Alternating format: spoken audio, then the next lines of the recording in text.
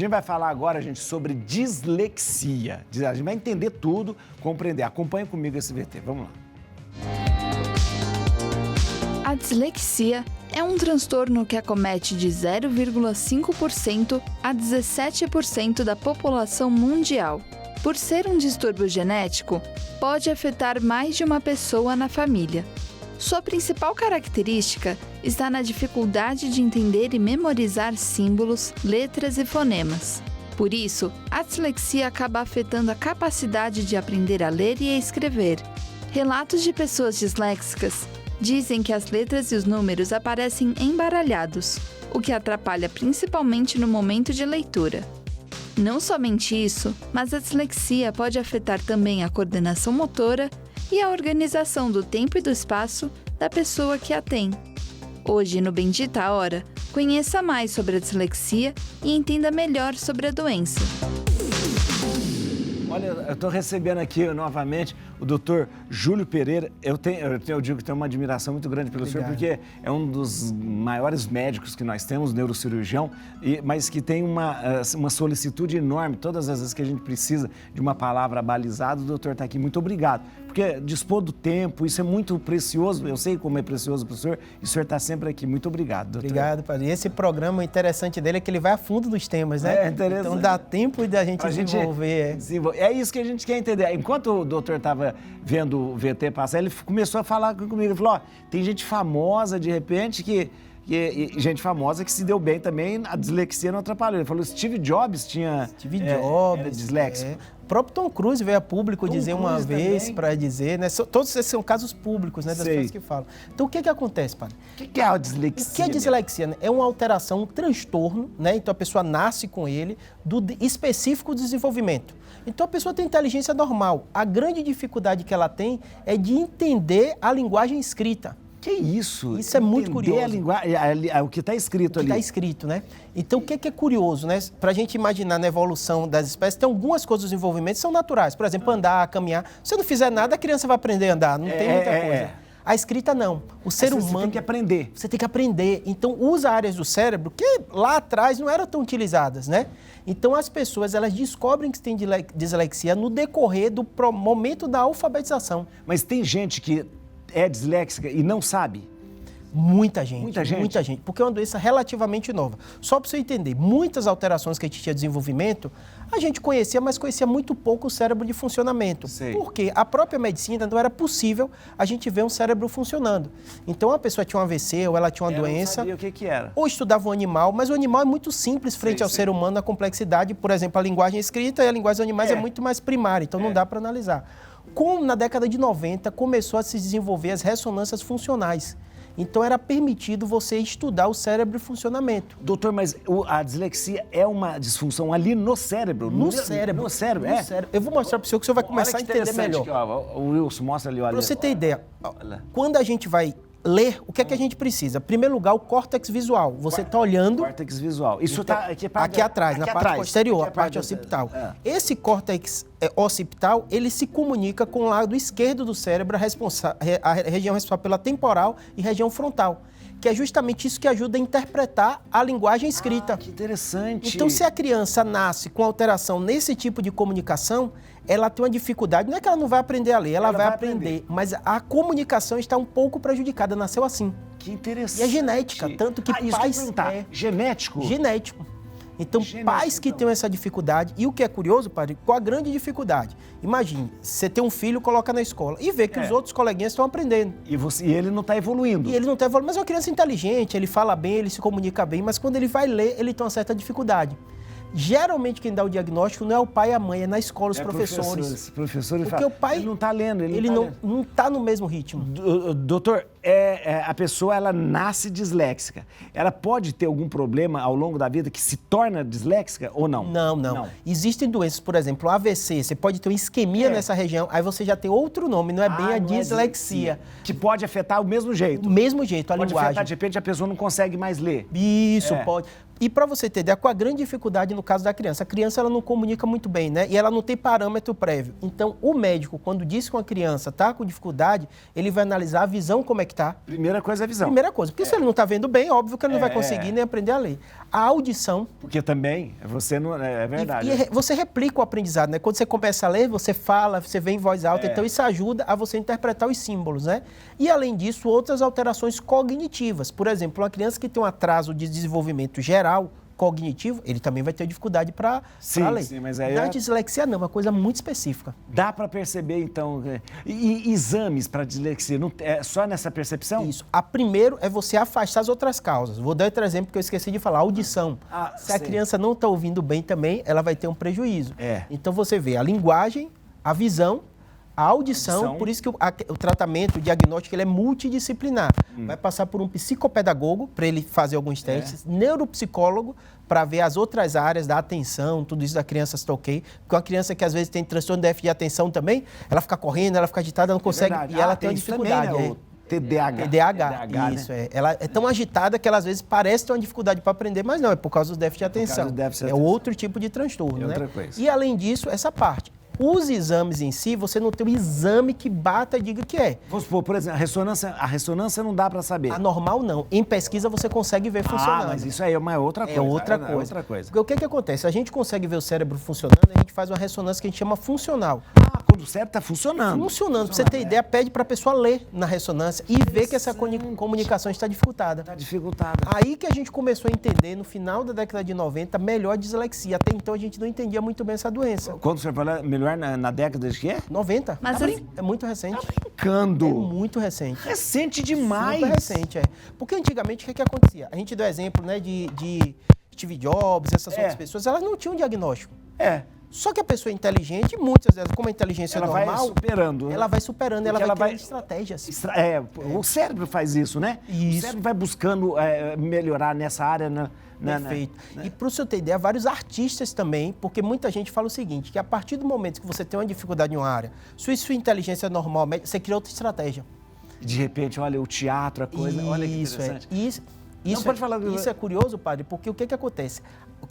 Já vai no caminho, né? Que você fala diagnóstico, já vai para o tratamento. O tratamento é justamente isso. Você começa a estimular a criança para outras conexões cerebrais, para ela criar outras estratégias, que não só essa visual, para aprender a linguagem escrita. Demais. Então, eu vou perguntar depois esse negócio do tratamento. A gente vai ver agora um VT que fala um pouco sobre dislexia dentro de uma família. É um VTzinho, vamos ver.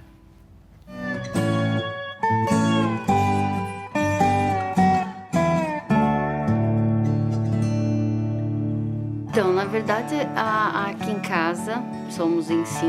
Então, o Gabriel veio primeiro e foi o primeiro que apresentou. Assim, problemas escolares a partir, na época, começa a aparecer os problemas na 3ª série. E como eu fui o primeiro de uma leva aí, se pode dizer isso, meus pais não sabiam o que era e nem como lidar. Aí veio Rafael e Miguel, né? Comecei a identificar quando o Miguel estava passando para a 3ª série. Eu sempre fiz fonoaudiólogo, que eu sempre troquei P com B, B com F, G com C, várias letras. Ele não acompanhava na lousa a professora, era uma professora muito rude. Alguns professores falaram que eu era burro, outros falaram que eu não tinha vontade de aprender.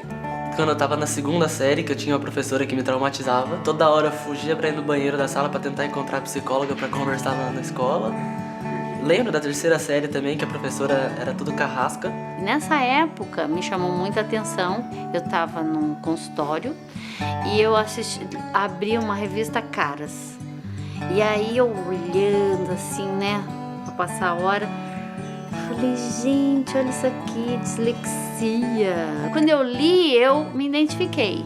Identifiquei o meu problema e o problema do Miguel. Falei, tá aqui. Gente, foi a primeira vez na vida que eu ouvi falar de dislexia num papel. Ninguém falava. Nessa época, eu coloquei o Miguel numa psicopedagoga. E aí eu levei para psicopedagoga.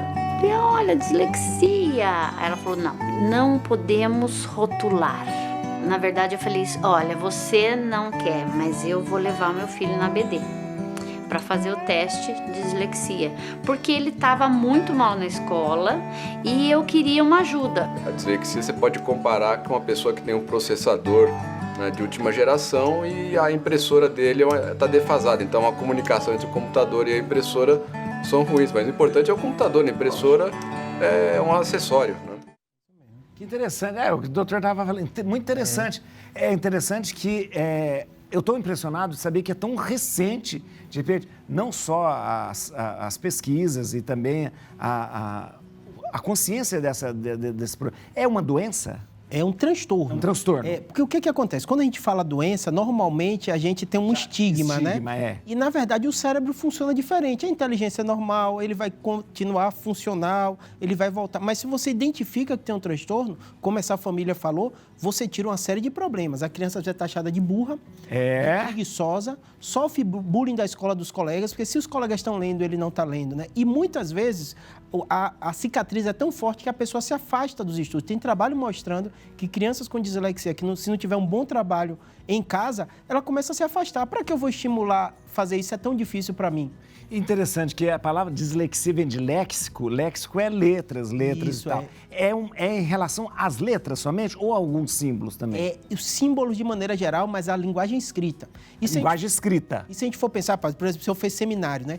Tudo que a gente pensa o estudo é o quê? Leitura. Leitura. Não, eu imagino, eu estou dizendo isso porque, por exemplo, a gente tem outras formas, outros léxicos, por exemplo, a escrita chinesa, ela é uma outra, a japonesa também, são outros símbolos do que os nossos símbolos. De repente acomete qualquer cultura, qualquer... Né? É porque assim, quando você pensa em linguagem escrita, as áreas do cérebro são parecidas. Pode ser inglês, português. Tudo isso. Tem até estudos mostrando que a complexidade é um pouco diferente, mas as áreas são semelhantes. Sim, são semelhantes. E a grande dificuldade da criança é o quê? Porque tudo que envolve conhecimento na nossa civilização letrada é escrito. É escrito. É impressionante. E essas pessoas que são fora da média, como a gente disse, Steve Jobs, Tom Cruise e outros, se vocês botarem no Google aí para famosos com dislexia, vocês vão se assustar. De tanta gente. E que a gente não percebe.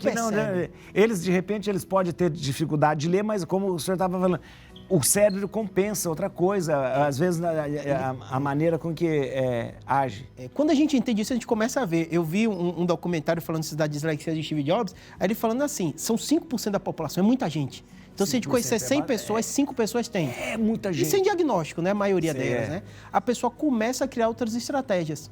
Então, no caso dele, se você pegar qualquer um desses... É muito simples, né? Não tem muita digitação, tudo touch. O iPhone... É tudo touch, né? O iPhone, ele é muito, como que a gente... Intuitivo. Porque são estratégias que ele cria para a vida dele mesmo, interessante. Né? É a cabeça dele, Porque no iPhone, e quanto mais você... O iPhone, hoje, você usa... claro, todos tem outros smartphone, também, mas você usa muito pouco escrever. Você fala muito. Você fala muito. Você fala com o telefone, né? Perfeito. Você não escreve tanto, né? Texto, E ele usa muito ícones. Quem começou a usar ícones foi o Steve Jobs mesmo. Isso mesmo. Quando ele cria o sistema operacional, que é o iOS, né? Porque a gente tinha aquele DOS, ele é totalmente gráfico. Olha que interessante. E os atores, eu fiquei curioso. Quando eu vi, quem for curioso, bota aí no Google que você vai se assustar. Eu falei, gente, como é que um ator consegue memorizar texto? A maioria, o que é que eles fazem? Óbvio que eles sabem ler, mas eles têm dificuldade. Eles gravam a voz dele. Olha que e desenvolvem uma memória fantástica, porque eles sabem que se ele precisar... a parte da memória. memória. Doutor, o senhor falou de tratamento, justamente estimular, mas existe remédio, coisa para isso? Não existe remédio específico. Você tem que pensar o seguinte, nosso cérebro, ele tem um certo funcionamento. Se a pessoa tem um problema na comunicação, não significa que ela não vai desenvolver outras áreas. O cérebro tem uma coisa que a gente chama neuroplasticidade, que é essa capacidade de criar novas conexões. Então, a maioria dos trabalhos com fonoaudiólogo, psicopedagoga, é justamente fazer o seguinte, fazer estratégias que a criança vai ter para facilitar. Porque se você for ver a linguagem, tem até algumas piadas que eles botam às vezes, que você lê uma palavra com um monte de letra errada e você fala certo. É verdade, Porque, na verdade, a gente memoriza também o formato. Você tira uma letra e você consegue interpreta. Ler. Então, muitos deles, eles leem dessa maneira. Então, muitos fazem uma leitura dinâmica, fazem outras estratégias. Agora, esse negócio de neuroplasticidade é muito interessante, porque o cérebro não aceita lacunas, né? Ele tem que preencher, né? Ontem eu estava explicando para uma pessoa até, a maioria dos fantasmas é o cérebro que inventa os fantasmas. Claro. Né? Quando você não consegue uma lógica naquilo que você vê, o cérebro inventa um vulto, uma voz, uma coisa para dar essa coisa, né? Porque o cérebro não aceita alguma coisa que seja totalmente ilógica, né? Pra você ter ideia como isso é tão forte, eu estava uma vez num grupo de WhatsApp, é muito comum essas mensagens, né? Aí tinha um colega que manda só áudio, não escreve nada. Às vezes você não tem pessoas que é assim, né? E com dislexia, eu até brinquei, faça esse teste. Em português é mais difícil você achar, mas em inglês você acha muito teste para autodiagnóstico. Isso é importante falar. Por exemplo, de repente alguém está assistindo a gente, ela não tem o diagnóstico, mas ela...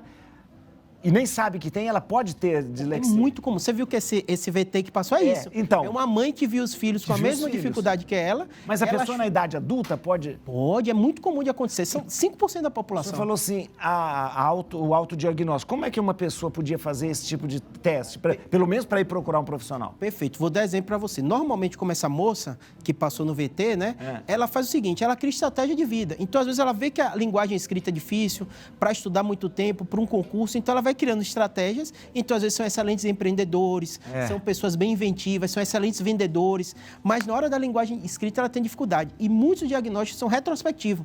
Ela vai lembrando na vida dela e a mãe dela fala, você teve dificuldade disso, você não ia bem na escola. E aí ela vai começando a fechar o diagnóstico. A pessoa tem dificuldade na dislexia para ler e para escrever também ou não? Para escrever, a linguagem escrita.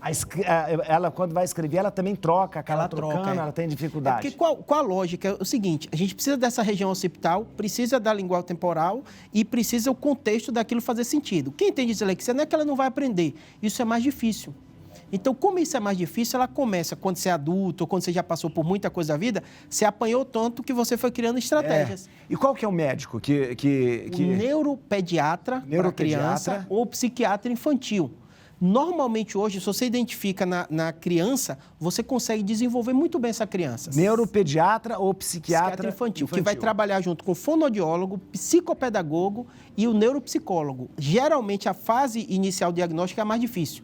O pai não aceita, a mãe não aceita, ninguém quer seu filho com um transtorno, né? Mas quando eles começam a ver que melhoria essa criança vai ter, tudo fica mais simples. Só a última pergunta, porque nós temos muita coisa para conversar hoje. Tem cura? A pessoa fica curada ou não? Eu brinco com alguns pacientes o seguinte, tem transtornos que não são doenças, então essa criança ela vai se adaptar.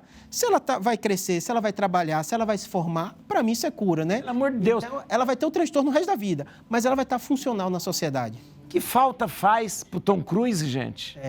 Pro Steve Jobs. Imagina, então não é incapacitante. Não é incapacitante. Não é um transtorno. Mas faz a criança e a família sofrer muito. Até você ter esse diagnóstico, porque a família acha, ela é burra, ela não é inteligente, ela é isso, ela é preguiçosa, e causa um sofrimento mútuo, né? Na criança, e você viu que essa família teve uma dificuldade na escola também. Se a escola não tem psicopedagogo, não tem pedagogo que sabe diagnosticar, a criança, você vê que eles falam com rancor, né, da escola, falou assim, ela era uma carrasca, carrasca. Alguém tem dislexia aqui? Não, né? Não, né? Ué, então nós estamos fora. Não, tinha que ter 100 pessoas para dizer. Se perguntar no prédio, acha. Se perguntar, é verdade. Tem um... peraí. A gente já acabou de falar né? A gente já acabou. Agora vamos para outro assunto. É verdade. A gente vai falar... Vou aproveitar ao máximo, doutor, aqui, ó. A gente vai falar de uma doença que traz muito, muito sofrimento para a pessoa, não tanto para a pessoa, acho que mais para a família ao redor, né? A gente vai falar sobre a doença de Alzheimer. Veja só, depois a gente aprofunda. Doutor, a doença de Alzheimer é uma doença degenerativa do cérebro que acomete pessoas com mais idade. Funções cerebrais como a memória, linguagem, cálculo, comportamento são comprometidas de forma lenta e progressiva, levando o paciente a uma dependência para executar suas atividades de vida diária. No Brasil, estima-se que cerca de 1 milhão de pessoas sofram de Alzheimer. A doença acomete principalmente pessoas entre 60 e 90 anos, podendo aparecer antes e também depois dessa faixa de idade, porém com menor frequência. Desde o início dos sintomas, como esquecimento, até um comprometimento mais grave, com limitação motora e da capacidade de engolir, podem se passar de 10 a 15 anos.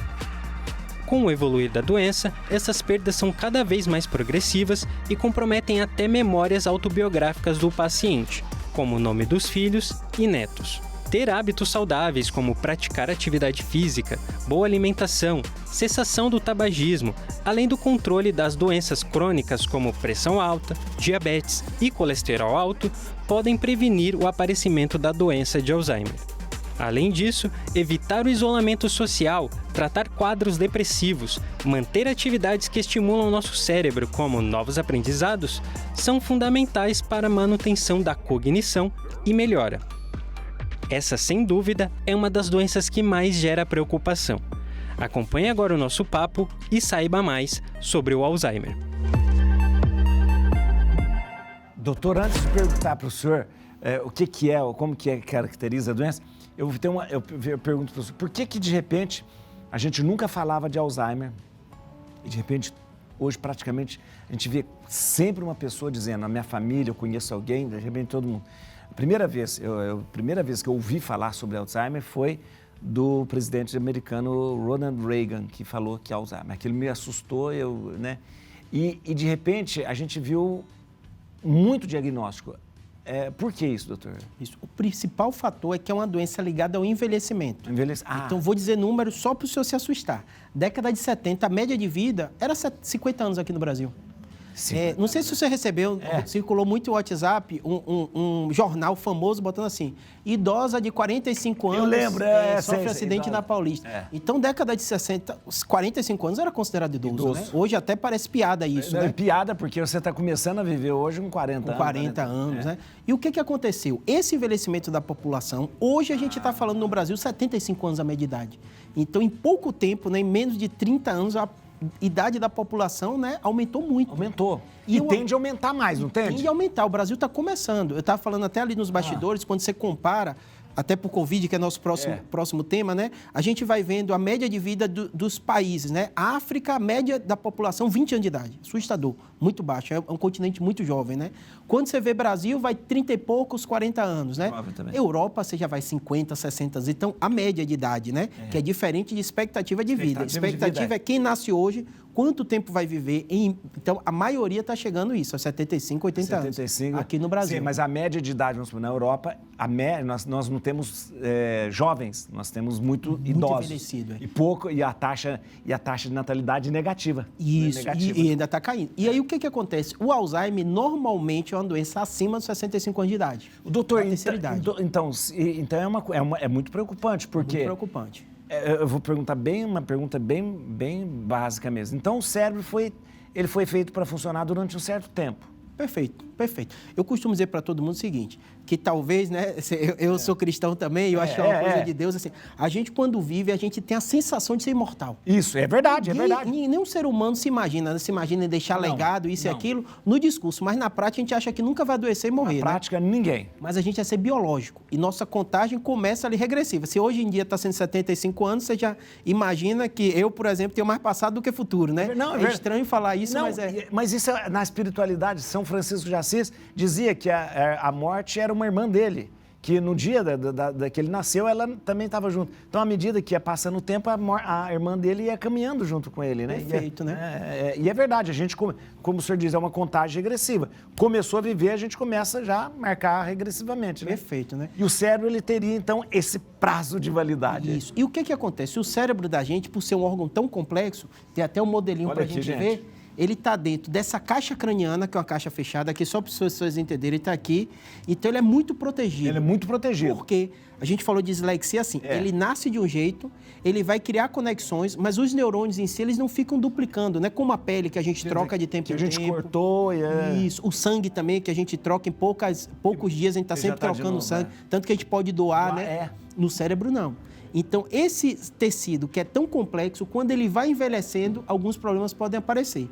E, normalmente, isso não é uma coisa tão moderna, porque antigamente a gente usava o quê? O termo caduco. Fulano está caducando. Então, isso antigamente fala, quando a pessoa ficava mais fala, começou a caducar, era isso mais ou menos? É o Alzheimer. A grande questão de antigamente que era o seguinte, como você não tinha dificuldade de dar o diagnóstico, pouca gente envelhecia, então era quase uma bênção, né? Fulano tá caducando, né? É verdade, então, é verdade. Até as pessoas riam, né? Hoje não. Hoje você tem a população idosa completamente ativa. Então. Né? Seu público deve ter grande parte dessa população. O cérebro agindo rápido e tal. Isso. E as pessoas ficam envelhecendo porque o cérebro continua o mesmo, né? O cérebro continua. E aí vem um grande problema. Pra você ter ideia, nos Estados Unidos foi a área da medicina que mais se investiu dinheiro. Foi a doença de Alzheimer. Olha. Porque ela tem um custo mais alto até do que as doenças oncológicas, porque não envolve só a pessoa, precisa do autocuidado da família. Isso, é verdade. Então, quando a gente fala de Alzheimer hoje, a gente não fala só do doente, a gente fala do cuidador, que sofre tão ou mais do que quem está passando pela doença. Depois desse preâmbulo, o professor vai explicar o que acontece no cérebro. Perfeito.